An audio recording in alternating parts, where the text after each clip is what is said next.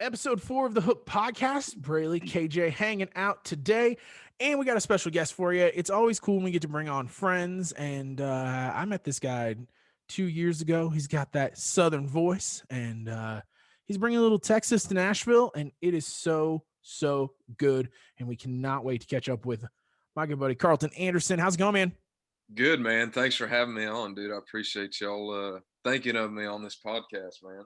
Absolutely. When we started this, the whole goal was, pull back the curtain on Nashville, and not just artists, but writers. And that is something that you're not just an artist. Like, you as a writer is just as great as you as an artist. And I love your music, and I feel like a lot of people do. And I'm happy that we get to have you on and dig into this. But let's kick it back to Cypress, Texas. Tell me about growing up in Texas. And, you're not the straight jump to Nashville, correct? Yeah, dude. And thank you for saying that. First off, dude, I appreciate you saying that about the music and the songwriting, dude, because I feel like both of them are equally as important. You need both, but yeah, Cypress. Growing up, it's outside of Houston, northwest of Houston, not too far. And growing up, we had a little rodeo across from the high school that we used to go to on weekends, and that's kind of what we did. And it's shut down now. And unfortunately, as growth happens, Houston expanded, and our town kind of got swallowed a little bit. And so we've got like a Starbucks and hotels and all kinds of stuff now. So it's booming, dude. But growing up, it was nice. It was quiet, dude. We had a lot of fun, but the dream and the goal was kind of always Nashville, So, but I was kind of a late bloomer too. It was sports. We played a lot of football. Never played baseball for some reason, but a lot of football. And once I graduated and realized I wasn't going to make it in college playing football, I started picking up a guitar and playing the bars around my hometown, and kind of just priming myself to move to Nashville. So, that was Cypress, in about a minute. I know that, reading through your bio, just in the small little bit of research that we started with, there's a quote in there that says you worked at a grocery store and on the oil fields just to buy a guitar. What was that guitar, and do you still have it? Oh, dude, yeah. I think you always got to keep your first guitar. It was an Epiphone J200. I call it the poor man's Gibson, because it's like it's made by Gibson, but it's a cheaper version. But man, I tell you what, that guitar, I put it away probably about a year and a half ago, because Gibson thankfully let me borrow a J200, an actual one, and that's the guitar I play right now. But I put it away about a year and a half ago, pulled it out of the case, and it was still in tune.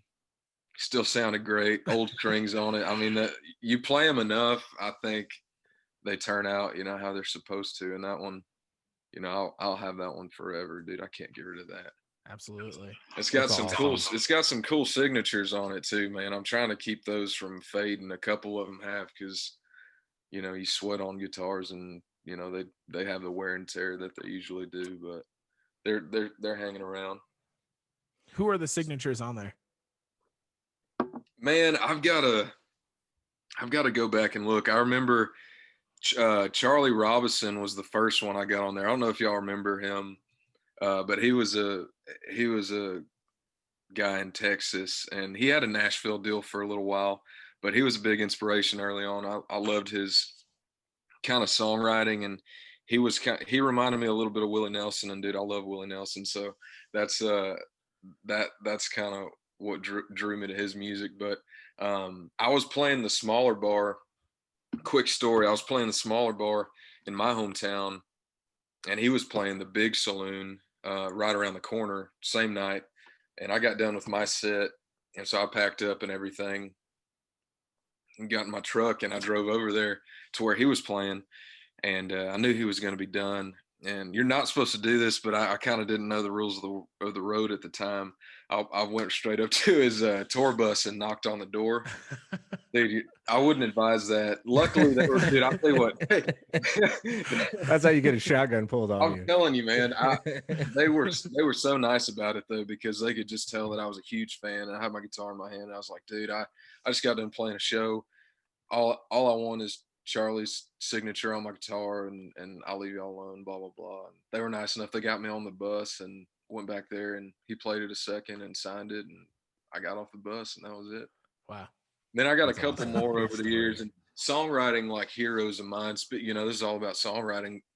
I've got a couple songwriting heroes of mine, you know, signatures on there as well, and like, you know, and even like old cats like Bill Anderson, you know, like legends, like people like that. So, um, you know, that guitar, I can't get rid of it, man. I love it. Who's your favorite Texas artist growing up?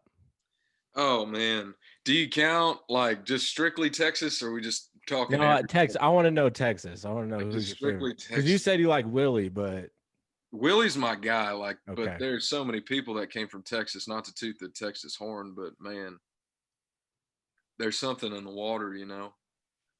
I mean, So good. as far as the, you know, Texas scene, just strictly Texas, I would say Charlie Charlie Robinson's probably my favorite to come out. He was kind of it for me. Hayes Carl, but he's kind of Americana. I don't know. He's not really like Texas, but he's from Texas. And early on, those two guys, I just couldn't get enough of their songwriting. That's, you know, they're just great songwriters.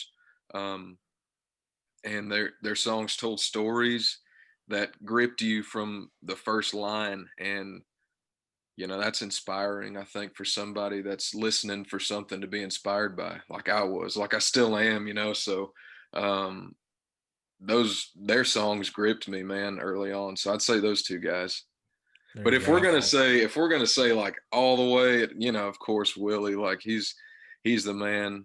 I mean, George Jones, Roger Miller, gosh, Roger Miller's songwriting, dude.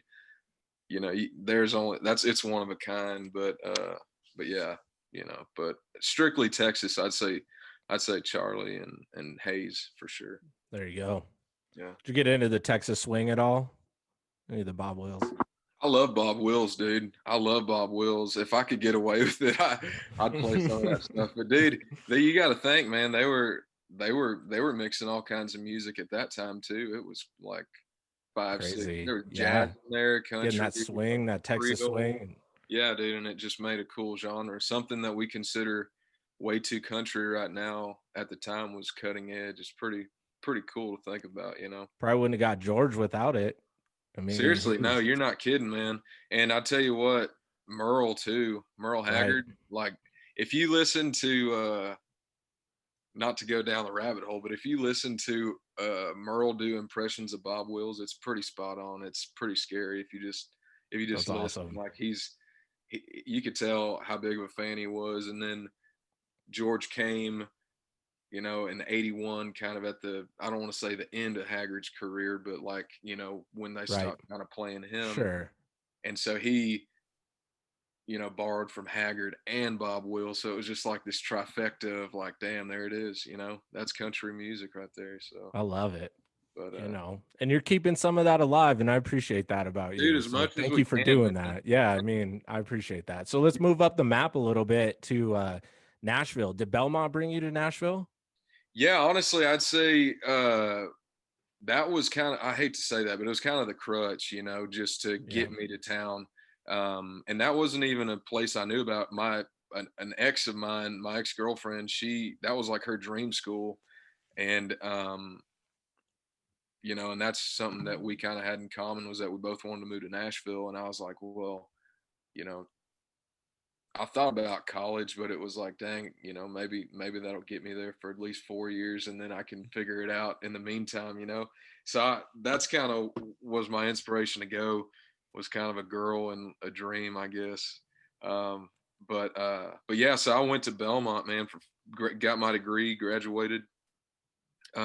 All in the meantime, though, I was, you know, playing downtown, doing as much as I could outside of Belmont to make sure I was set up, you know, when I graduated, because I didn't want to move back home or not know what I was going to do when I graduated. So I thankfully made enough of the right moves to get a publishing deal with Warner Chappell set up before I graduated. So I knew at least what I was going to do for the next 4 years after that. And you know what I mean? So it kind of There you lead. go. That's just kind of how it goes, man. It's year by year, but sometimes you can block a couple years together, and that's a good feeling, man. Where's your spot? Where's your spot to play on Broadway?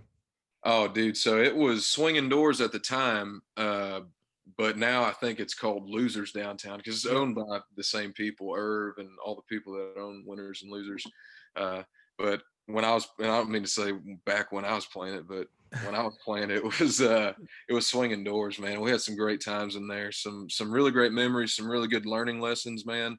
As far as the artistry side of things, what to do and what not to do, and how to control a crowd of drunk people, and how to make That's not easy. how to make drunk people care too, man. That's a hard part, but that's a lesson that that's a lesson everybody needs to learn. So downtown Nashville is a good place for that. One thing that people will see when they come and see you live is your band, and especially I have to shout out Jake because oh yeah, man, Jakester, man, Jake is so talented. It's like you watch you and you go, dang, he's so talented. And then you add Jake and you're like, wow, what in the world is going on here? What is in the water with these boys? Has Jake been with you the whole way? Has your band been with you through the whole way of being on Broadway and, coming up through the ranks of downtown Nashville? So I've had two bands, and the first band that I had was like your best friend band, Yep. the one where it's a lot of fun and you make a lot of good memories and you learn a lot of lessons too. And so that was my first band, and that was a lot of fun. Ian Munsick, but a really good buddy of mine, great artist. He's actually from Wyoming, out y'all's way, but he actually played in that band, and it was a lot of fun, and we're still really good friends from that, and so is my steel guitar player. But the band that I've got now, we all started playing about 2 years ago, and I don't depend on, and I'm not knocking anything, it's just kind of what I do. When we're out there, I lean on my guys and their natural talent. We don't have electric stuff. We don't have drums and tracks and that kind of thing. Not saying that I wouldn't do that, but we just don't have that. So I lean on their natural abilities, and I love that you said that, because I love to show their natural abilities and to let them shine and let them have a moment too. Because bringing it back to Bob Wills, dude, a little bit of inspiration there, man. That was a big band, and he let everybody have their turn. George Strait did the same thing. Alan Jackson, all his songs had steel and fiddle solos. I mean, guitar solos. So I just love kind of letting them shine too, and it's just cool, man, just to see people's reactions when somebody just gets down on it like that. So I'm blessed to be surrounded by some talented individuals, man. It kind of takes the pressure off of me a little bit. Absolutely. Yeah. Speaking of up and coming, not really up and coming, I wouldn't say that, that's not fair, but really just hitting their stride is Cody Johnson and what he's doing out of Texas too. And you have a track on his album, Where Cowboys Are King, is the record that you helped write. Tell us about that.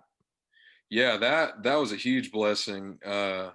That I had that title, and I love Cody, by the way. I love his music. His music is a big inspiration. I've learned a lot running the roads with him too, just watching his show and just seeing how he kind of interacts and does his thing. He's got such a poise, but he can also kind of explode like a bomb, dude. It's crazy. So I've learned a lot from him. But dude, Where Cowboys Are King had that title, and I brought it in. I wrote that song with Win Varble and Bryce Long, and they're two cowboy buddies of mine, and brought it into them. I figured that was a good room to bring it into, and we kind of just jumped on it, and it took us a couple sessions to get it right, but we got it right. And we wrote a verse chorus the first day, and one of my favorite lines in there is a modern day Charlie Russell scene where cowboys are king. Because Charlie Russell's a painter, and I just love putting lines in like that in songs. Because um, by the chance somebody hears that song and they don't know who that is, maybe they'll look him up and learn something. It's pretty cool, you know. And dude, Charlie's got some great work. I mean, he painted the West better than anybody. But and then, you know, the song sat there for a long time, as they do. We demoed the song. We tried to pitch it to George Strait. And every time I play this song, I say I wrote this song for George Strait. That's kind of a joke. And then It's I a good say, runner up though. yeah, but I said, but he didn't record it. And dude, don't get me wrong, I'm not complaining at all. It went where it was supposed Yeah. to. But I'm saying when we cut the demo, it was so laid back. I mean, it was like you know, it was a mid tempo, just kind of slow, kind of trot. If you're on a horse, just kind of slow, laid back, cool George Strait vibe. And we sent it over to Trent Willman, who produces Cody. And he's also a great songwriter, great artist. He had an artist career, but he's a great producer, songwriter, great guy. Uh, and he showed it to Cody, and they wanted to cut it, man. And that was a great experience. It took about a year, I'd say a year and a half, maybe 2 years for that to happen. I mean, it doesn't happen overnight, but and all that process, it got pitched to George Strait. They said no, and then it got pitched to Cody. He said yes. Um, Cody and Howie, they were nice enough. They were in town recording, and they were nice enough to hit me up and say, "Come down to the studio and check it out. We just cut your Awesome. song." And that's a memory I'll never forget. I was a little buzzed. I had a couple beers in me, and my phone rings, and Howie, Cody's manager, is on the other line. A phone call, you know, I get, you know, every so often, and when I do, I pick it up, and I picked it up, and he said, "Hey, what are you doing?" I said, "Man, I'm having a couple beers." He said, "Come down to the studio. We just cut your song. I want you to hear it." So I went down there, and man, it was Trent and his wife, Cody and his wife, Howie, and a couple other people. And dude, I can't tell you the feeling you get when you. That was the first song I had recorded, you know, by an artist and somebody I look up to, no less. So it was such a cool feeling, man. And I've since been able to see him play it a few times live, and it just doesn't get old, man. Music is it's got a magic to it, man. Especially the first one, dude. That, and just to be about something that I really believe in, a lifestyle that I love, and went to an artist that, you know, I look up to. It all worked out really cool. That's awesome. You did say you're signed with Warner Chappell, and that is songwriting is definitely a big thing for you. Going into that process, how many times were you close, would you say, before that? Like you had something put on hold and you're like, okay, this might be it, before you got the Cody cut? Yeah, I've had a couple holds, you know, and those are cool, man. That, you know, I don't ever want to, and holds to anybody that's listening is where an artist likes your song and they want to hold on to it, and they may or may not record it, and you're just kind of holding on to the hope that they do. So that's why they call it a hold. But I've had, you know, George Strait holds. I've been really close with that. I've had holds with, you know, quite a few artists, you know, but you don't hold on to that if they don't cut it, you know. You kind of let it go. Yeah, George had Keep Abilene Beautiful on hold for a little while, and once he took it off hold, I was like, well, I'll put it out then, you know. So I ended up putting it Glad out. you did. But you know, it's all a fun process, man. It's all part of it. That's why we do it, you know. But it's definitely not easy. It's definitely not for the faint of heart. Absolutely. And you came out second time swinging and got a Tim McGraw cut. Man, let's talk about LA. Oh, I'm telling you, man. I've had you know, that one, I'm trying to think. We probably wrote that around the same time I wrote Where Cowboys Are King. I think in the same year, probably 2017. And I was at a bar, and this guy was talking, and he said, the only thing I loved about LA left, so I left too. And as a songwriter, you hear something like that, you immediately pull your phone out and type it in your phone and save it in a note. So that's what I did. And um, I was coming up with a write with two of my really good friends, Phil O'Donnell, who produces all my music, and Shane Miner, who was actually a cop. He was LAPD during the riots, man. So he's got some Oh wild wow. stories. He's got some wild stories. So me, Phil, and Shane got in the room one day, and I had the idea, and I brought it in, and I kind of had a feel, man. And I swear it was a God thing, because I'm a pretty good picker, but I don't know everything on a guitar. And I played these two chords that I had no business playing, and this feel, it just came out, man, and it just felt right. You know, it just felt like a movie, and that's what we went for. And so we wrote this kind of love song, and the idea I brought in, you know, it was the only thing I loved about LA left, so I left too. But Phil, he's a genius. He's a great songwriter. He's like, man, we need to make this positive. We gotta turn this into a love song. You know, it's cool if anybody can write a heartbreak song, but like let's write this love song. You know, this kind of movie-esque 60s, 70s Jimmy Webb, Glenn Campbell inspired kind of thing. Um and so we switched the hook to the thing that I love about LA. The thing that I love most about LA is you, uh, kind of making it a positive thing. And dude, we knocked that thing out about 2.5 hours, 3 hours, honestly. And sometimes they work like that, sometimes they don't. But it just felt right, and it was flowing. So we wrote it, and um, demoed it I'd say a couple weeks later. Uh, and it was we just knew we had something when we demoed that song. We knew it. I could just feel it. Like, you demo songs every now and then, but some of them stick out a little more. And you know, everybody was really feeling that song. And so my plugger Will, the guy that pitches my songs, once we turned that demo in, he gave it to Missy Gallimore, who gets songs for Tim, and she loved it. So she held on to it and gave it to Tim, and he held on to it. And this one's got a great story. It's long, man. Sorry, but it's a No, you're great good. story. Absolutely. It's This a is what great this is story. all about, man. I'm telling you, man. But it was not an easy journey for this song. But he held on to it, and this was in 2017, 2018. Um, and then top of no, it was 2017. He put it on hold. Top of 2018, I was sitting in Swinging Doors playing like 10 a.m., 11 a.m. There's a couple drunk people, a couple hungover people. They didn't care what I was singing about. And I get a text on my phone saying, from my plugger, saying, Tim McGraw just cut your song. Dude, it made my day. It made my week. Dude, it still makes my day when I think about it sometimes, you know. So, and it definitely made my day that day, because I was kind of in those moods, like, why in the hell am I doing this right now? You know, asking myself, why am I playing downtown right now?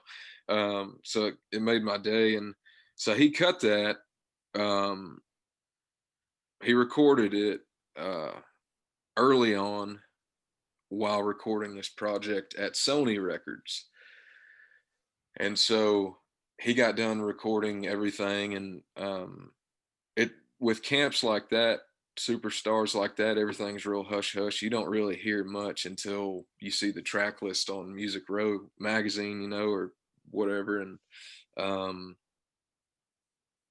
and so he records the album. We think it's going to make it, and Tim leaves Sony and goes to Big Machine. Yep, I remember when this happened. And I'm like, are you kidding me? Like, we got a cut. It's almost there. And if you ever need a cut, I mean, you could always use one. I felt like I really needed one. I felt like I was like, man, I need this one to come through. But he went over to Big Machine, and everything was still up in the air, and nobody knew what was going on. And then track list came out, and I saw it. A buddy actually sent it to me, and I sent it to my publisher. They didn't even know. That's how Whoa. quiet it was, you Wow. know. And it's crazy because I guess they had to buy the record or something, man. And it's one of those things. Um, for me, just being a fan of Tim, you know, he's on the damn radio more than or as much as George Strait in the '90s growing up. You know what I'm Yeah. saying? Like he's like, as far as the superstars, he's somebody I look up to big time. But for somebody like that to record a song, it's like, all right, now I feel like I belong. You know, I feel like I can do this with the big dogs. And it's also humbling though, man. It's so cool to just think that he uh he thought that was good enough to put on a great record, because that song is stacked. He's just so good at picking songs, man. And one of And the the cool first things, song too, the first song of the record, I that is know, like dude. coming out the gate. When I saw that, I was like, dang, dude, that's just unreal. And it just made me think back on some other songs that he started out with that I love, and just seeing I get sent like the press stuff that he did, and seeing him talk about it, like just reading his quotes about the song, and him just even just talking about it, caring about it enough to even mention it is just, beyond me. It's really cool. It's that's why you do it, man. It's a fulfilling thing. It's not like, because we write a lot of songs every single day. Somebody's writing a song, and sometimes they see the light, sometimes they don't. So it's not like construction or one of those things where you get to build something and look at it. It's like it can sit on a shelf for a while, or it can see the light of day. So it's cool when it does, man. So what is the life of this record look like from the time that it left your hands until it got, in cut, and now where it is, like with the production and the evolution of it? How much did you see the song evolve, and are you, how do you feel about how it turned out? Because like you said, it was hush hush, so you didn't know how, what was happening, where, you pretty much, it was out of your hands from what you're saying. So Yeah. how do you feel about that? Dude, I think it just felt right. That's the thing, is when I was writing this, I kind of, and when I was singing on the demo, this may sound crazy, but I was just visualizing Tim McGraw singing this song. It just kind of had this swag to it that he's got, and we recorded it in that way. On a budget, of course. We didn't have the strings and all that. We had a pretty cool steel guitar, and we had a nylon string, or gut string guitar, that kind of gave it a nice West Coast Spanish flair to it, and kind of gave it a bit of a swagger on the demo. And then, dude, they put a full send on it when they took it to the studio, man. I was like, oh my gosh. Like I said, and we all had Glenn Campbell, Jimmy Webb kind of in mind when we wrote this song, man, because he just wrote, by the time I get to Phoenix, Galveston, just all those great songs, dude. Wichita Lineman, like, geez, all these great songs, about a guy traveling, or a guy getting back to where he wants to be, or just that thing, which is it's so real. And so they nailed it. They brought in a baritone guitar, which is that do do do do do do, like that thing right there. That's a baritone, which hardly anybody uses anymore, but it was all over those Glenn Campbell records. All kinds of strings all over that thing. And honestly, that's just, for them to think about that song like that and to want to take it that far is even more of a compliment for the song, that they send it like that, because they did some unconventional things, I feel It like, kind of threw me for off a country. little bit Yeah, because it's not along the lines of most of the tracks you've recorded, or it just, but it's really, really good. I mean, I listened to yeah, it back to dude. back to back. It was just, it's solid. And I don't know, it's wild. I can just see, like, you know it's got this, it's timeless. I don't know, I'm not trying to toot the horn, but, like, as his career goes on, that's a song that he can sing, and even when he's just singing in a tuxedo, in Vegas, if he ends up doing that or whatever, he can sing that song and it's classy. It's got like a classy thing that just kind of doesn't get old. And I think there's always a little bit of room for that anyway. Definitely. Absolutely. In the middle of all this, you've got the McGraw hold going. They're cutting it. Then the Big Machine thing happens. And then you sign a deal in the middle of all this. And you Dude. put out your first single. Let's go back to that day and that process of you signing your first deal and putting out Drop Everything. Yeah, that was all happening kind of, yeah, you're right, around the same time. I was on a developmental with Sony for a while, but that's not, it's not the real deal until they sign you to the actual deal Yep. and put you on imprint and all that. But we went through that and we put that song out, man, and it was a lot of fun to get to experience that. And that thankfully kind of took my mind off of wondering what was going on with LA, and it just allowed me to worry about Drop Everything and other songs that I was writing and other songs that we were wanting to put out with Sony and everything. And then so yeah, it was actually it kind of was a nice distractor from worrying about the pressure of if that song was going to make it through or not. So but yeah, that was a good time, man. We had some fun. We had a lot of fun. Yeah, absolutely. That's where I had first met you, is when you came through to do radio tour. And it's funny, you were in doing Drop Everything, but the first song that I'd heard from you when you started radio tour, or your show on radio tour that day, was Raised.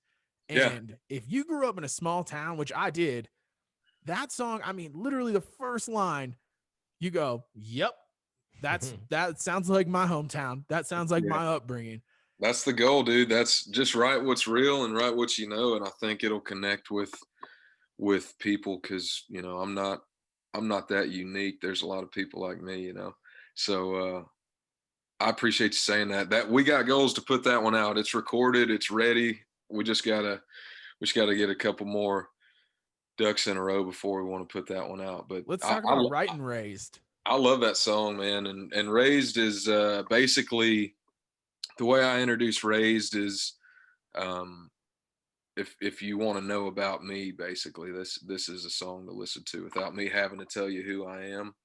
And what is cool is that it's connected with so many people, because we played that song out for about 2 years now and it's not out yet. But dude, I get messages all the time about it. And when you got something like that, because there's so much music out, there's so many distractions right now, when you play a song out at a show where people may or may not be drunk and they remember it for so long, it's it's a good one. So that's, like I said, it's just real. I think if you write what you know, and that's what I know. So I think that's why it connects, man. So I appreciate you saying that. I still love that song, and it's so fun to play live. I love playing that song out, especially with the band. I would disagree that there's a lot of people like you. I think, I mean, there's people that, they're maybe along the same lines genre wise, but man, I think you just, you have a great voice. You have a great country voice. I'm a classic country guy at heart. I grew up, my dad was a huge George Strait fan. So for me, you talking about George Strait is always, tickle my heartstrings a little bit. But along those lines, your EP is all acoustic. Is that right? Yeah. So why was that important to do an acoustic EP? What did what was your mindset with writing that and putting that together the way that you did? Honestly, I've always wanted to put out an acoustic EP, and we had, like I said, we've got a couple tracks ready to put out, full band stuff, nice and polished. But at the time, this was going to be some of my first independent releases. But rewind to the beginning, like around March, and then COVID hit, and it just really didn't seem like the right time to be putting out these kind of songs that they were not what everybody was kind of feeling. You know what I'm saying? And so instead of putting these polished tracks out first and then putting out an acoustic EP, I just flipped it, and it felt like a really still time for me and for a lot of people that I know, and it still is for a lot of people. Um, and so I just felt, even though I'd put it out in the middle of the summer, it even summer didn't feel like summer, you know. So it it still just it felt right to do that. And you know, I'm glad we ended up doing that too, because you know, it was a new introduction to a lot of people, and if that's my first introduction to a lot of people, that's I'm proud about that, you know. Because it's the foundation of my music. All we have is I think we've got fiddles, a little bit of mandolin, acoustic guitars, vocals, and you know, singing songs about Texas, faith, you know, having a little bit of fun, love, you know, all those good country topics, man. And so, and some of my favorite songs that we'd written over the years and just hadn't been able to put out. So it felt right to do that, man. And the title track, yours, man, I'm just kind of blown away at the response to that one so far. Wrote that with some of my, you know, one of my songwriting heroes, like superheroes, Tony Lane, which, you know, I could go down the list of songs that he's written, but um and you know, of course, my producer Phil O'Donnell, you know, I'm thankful he was there that day. And you know, that's one of my favorite songs I've ever written. Just thankful that people are connecting with it. So When people listen to the whole EP, the first thing that I thought was, this is really, really good quality songwriting. It's not just background noise. It's not just filler. It is from start to finish, brilliant songwriting. And you're not trying to be funny. You're not trying to, you know, pull the wool over anybody's eyes with, you know, funny innuendos or anything like that. It is straight down the middle, like classic country songwriting. And that's what I love about the EP. That I is, appreciate that, man. would you say that that's something that you are completely focused on, you know, as these new songs come out, even though there is, you know, there's some party songs and some good old time songs, and, but is, Yeah, you know, making sure that the content is 100% you the whole way? yeah, man, almost to a fault. But it's really, it's all I know to do, and I'm thankful that I surrounded myself with lyric people, and I've always kind of been a lyric driven person. And that's what I listen to in songs. That the songs that inspired me to get into songwriting, you know, were great written songs. That's what people, I think, lean on country music the most for, is the songwriting. I think we have the power and the ability and the freedom to really write about real things if we want to. And I say it quite a bit, and I mean it though. That's why I say it. It's Monday through Sunday. It's not just Friday and Saturday night. That, you know, country music is, you know, working Monday through Friday and finally getting to the weekend, and then Sunday, you know, you got to do it all over again, kind of stuff. And um, there's always room for Friday and Saturday, because that's when we're playing and we're trying to have a good time. But man, I just love just honest, straight to the point songwriting, um, and the lyrics, man. And you know, you can connect with people that way because they're listening, and that's kind of the best thing about it. I love it. I'm a huge Texas country fan. One of my up and coming favorite artists right now is Randall King. I don't know if you've Oh yeah, heard him. dude. You know, Randall's great, man. he Great. just blows me away. His voice is smooth as butter. Dude, it is. He's got a great voice. He reminds me of a few different people, man, but he's original at the same time. Yeah, That's what I love. It's like, uh I love Hey Cowgirl, and the what is it, Around Forever, that new one he just put out, yeah. man. Love that song. The new stuff is insane. It's really well written. That's what and you know, I kind of, the reason I bring him up is because I feel like the Texas boys are bringing the traditional vibe more to the forefront than previously. And I think guys like you and Cody Johnson and and other people that maybe you've come up with. So is there anyone in Texas that I didn't mention that you came up with, that you're working with, or that you're collaborating with right now? Honestly, I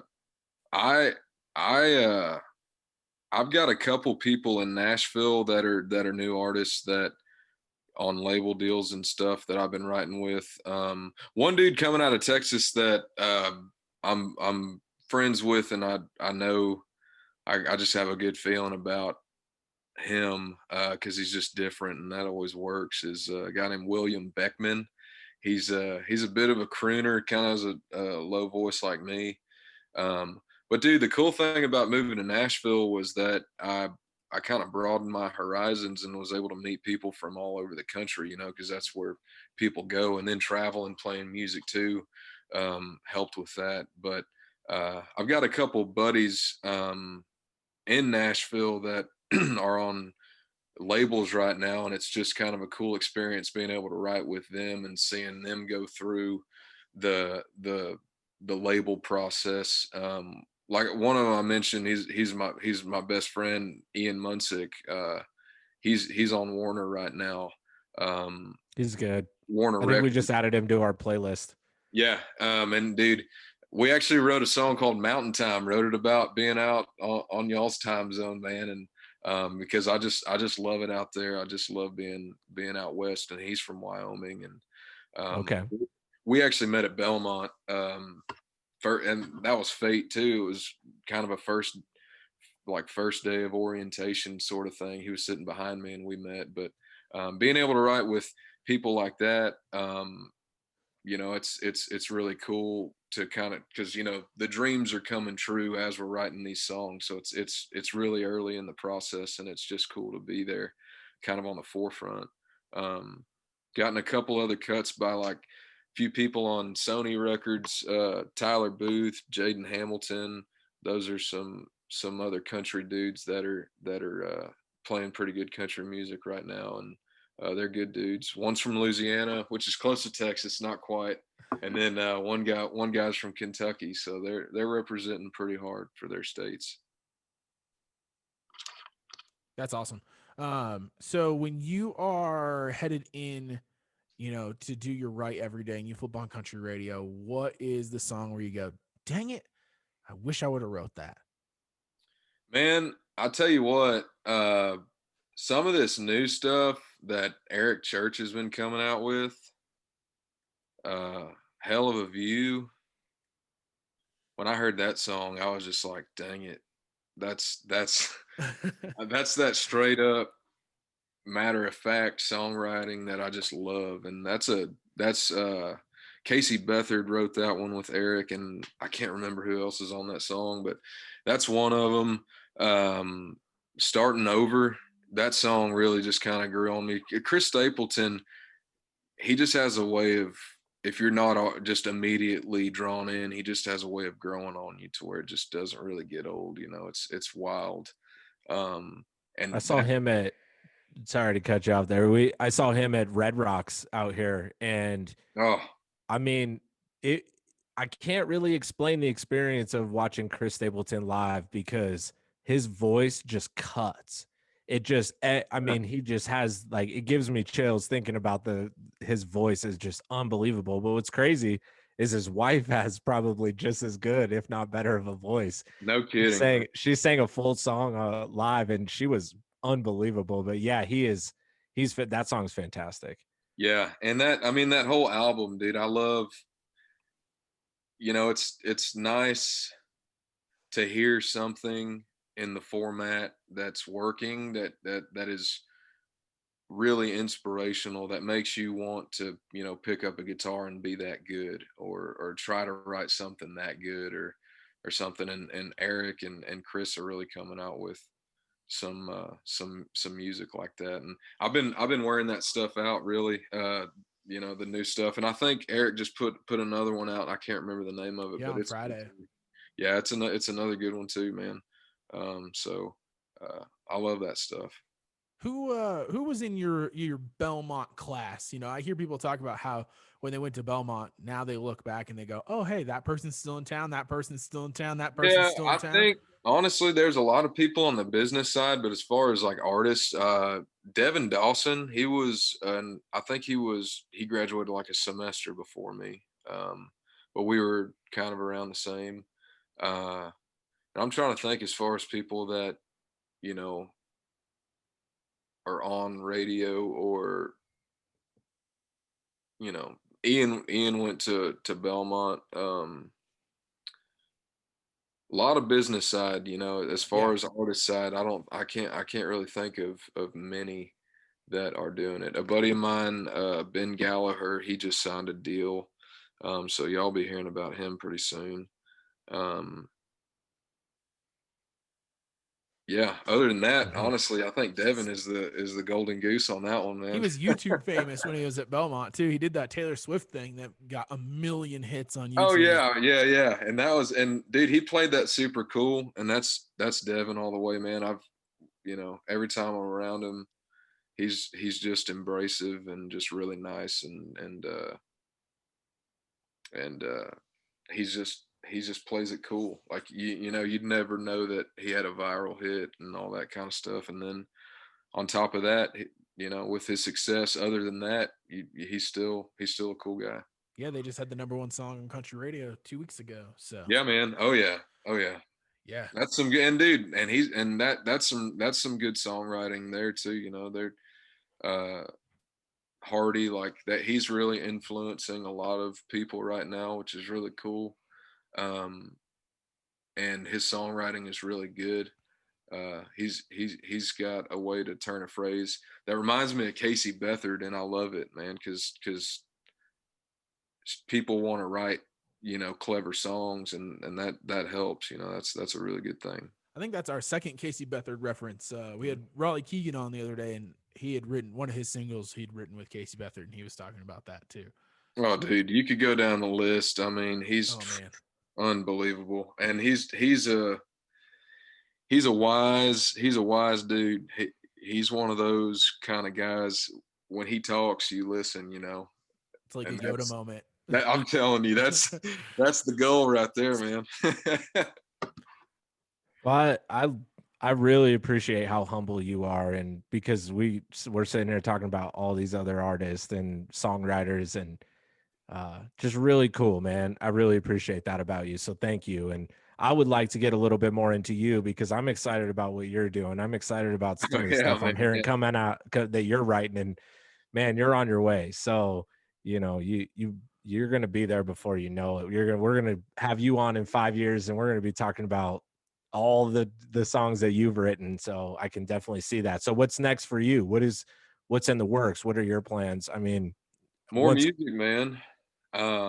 Like I said, writing every day. I've got plans to get back into the studio with some more songs that I wasn't able to put out on a label. We kind of stockpiled a bunch of songs over the years, and so I'm kind of playing catch up with that, and I'm really excited because I feel like we're sitting on a bunch of really great songs that mean a lot to me and connect with people. So I feel like we're just kind of getting started on that front, and so hopefully, it's tough right now with the COVID rules and recording studios.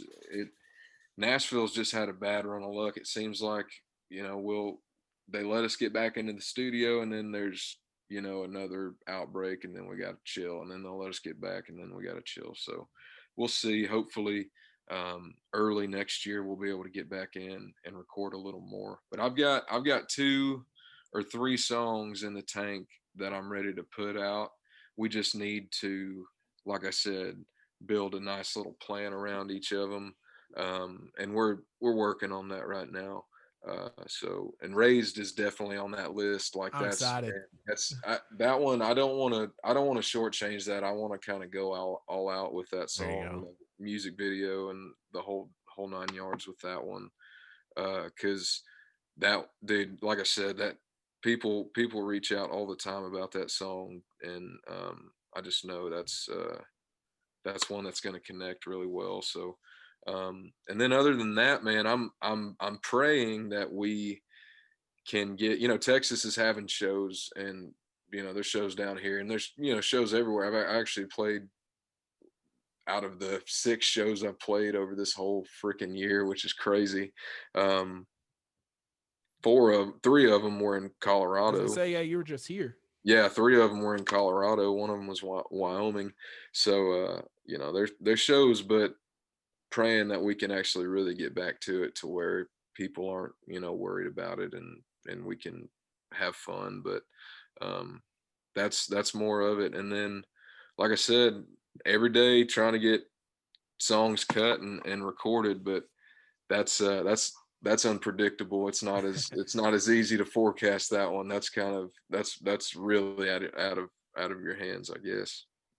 Do you have anything on the horizon for cuts that you know of yet? I don't want to really jinx anything. I understand. Yeah, that's the thing. It's like you don't want to. Yeah. You don't want to mess it up. You don't mess with a streak. Yeah, there's a few right now that I feel like we're knocking on the door. And then, like I said, the cool thing too is that a lot of my buddies are on labels now, and we're still writing songs together. And I think that's going to be a new experience for me as well. Is just, I can write for myself, or just write the song, or write for somebody else. But writing with friends that are, living that dream, and writing the songs that are fueling that dream, that's going to be a new experience that I'm really looking forward to. And I feel like we're going to be doing that a lot in 2021, and while also doing, my artist stuff as well. Well, man, we're rooting for you, and we appreciate you jumping on and going deep into the songwriting nerddom like we do here. Dude, I'm telling you, man, I love that y'all are doing this, and I'll see what I can do. We'll message about if y'all are looking for some people. I can always throw out some names too, man. But no, I appreciate y'all reaching out about this, dude. I'm thankful y'all did, man. I'm glad y'all had me on. Absolutely. Yeah. Thank you so much. Now, where can people find you, man? Because there's some good tunes out there already, not even counting Raised and some of the other stuff that's coming out. Yeah, man. So you can find me on Instagram. I mean, everywhere on social media at Carlton Anderson. That's really easy to find. My music's anywhere you can stream it, legally or illegally. I prefer you get it legally, because it's hard out there. But yeah, it's we've got a couple songs out. We've got an EP out, and a couple singles, and all country, and we're looking to put out some more. So Carlton Anderson, just look that up. And you can find it in our playlist on our Spotify page. That is right underneath right underneath this episode. You'll be able to find Carlton's music. We'll throw it right in the playlist. Man, we appreciate it as always, and we look forward to you getting back out on the road and coming out and hanging out and catching up again, when we can see you face to face. I think you were one of the last shows that I saw before COVID when we hung out at the Grizzly Rose. Yeah. So yeah. That was like the 1st of January, something like that. I saw you and Travis Denning back to back, and that was like the last shows that I have actually like hung out with anybody. So I broke my inner monitors that night, man. Yep. I was so jacked up. I remember. Actually, let's talk about that really quick before we end, because you and I had this conversation after the show. But so it's Carlton does a very like acoustic, broke down show, but it's still a lot of energy.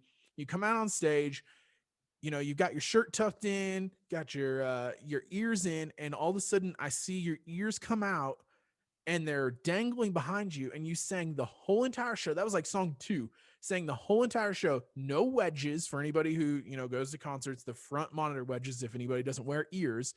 And you sang the whole show on key, perfect, no monitors, nothing. And Miranda and I sat there and I went, he just lost his ears. And she goes, oh, he did. And nobody probably noticed it but me, because I'm a nerd.